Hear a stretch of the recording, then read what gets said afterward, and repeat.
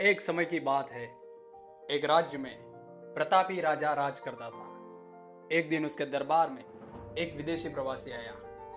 उसने उस राजा को सुंदर सा पत्थर भेंट दिया।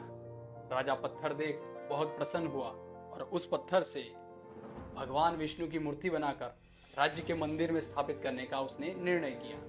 यह कार्य उसने महामंत्री को सौंप दिया। अब महामंत्री गांव के सर्वश्रेष्ठ मूर्तिकार के पास गया और बोला, महाराज, इस पत्थर से भगवान विष्णु की मूर्ति बनाकर मंदिर में स्थापित करना चाहते हैं, तो तुम 7 दिनों के भीतर इससे मूर्ति बनाकर तुम राजमहल पहुंचा देना। इसके लिए तुम्हें 40 स्वर्ण मुद्राएं दी जाएगी। स्वर्ण मुद्रा का नाम सुनकर मूर्तिकार प्रसन्न हो गया और मंत्री के जाते ही मूर्ति निर्माण के कार्य में लग गया।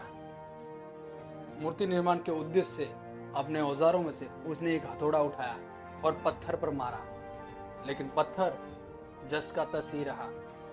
उसने कई प्रयास किए, लेकिन पत्थर बिल्कुल नहीं टूटा।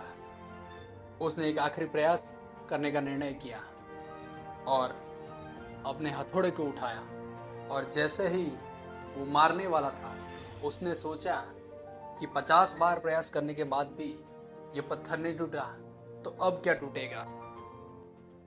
वह पत्थर लेकर वापस मंत्री के पास गया और बोला कि यह पत्थर नहीं टूट सकता, इसलिए भगवान विष्णु की मूर्ति नहीं बन सकती। अब मंत्री को हर हाल में राजा का आदेश पूरा करना था, तो वह गांव के किसी और मूर्तिकार के पास गया और उसे मूर्ति निर्माण का कार्य सौंप दिया। मूर्तिकार ने महामंत्री के सामने ही पत्थर पर हथौड़ा मारा और एक ही प्रयास में वो पत्थर टूट गया। पत्थर टूटते ही मूर्तिकार मूर्ति निर्माण के कार्य में लग गया। वहां मंत्री सोचने लगा कि काश एक और प्रयास उस मूर्तिकार ने किया होता तो वो सफल हो गया होता और स्वर्ण मुद्रा का हकदार बनता।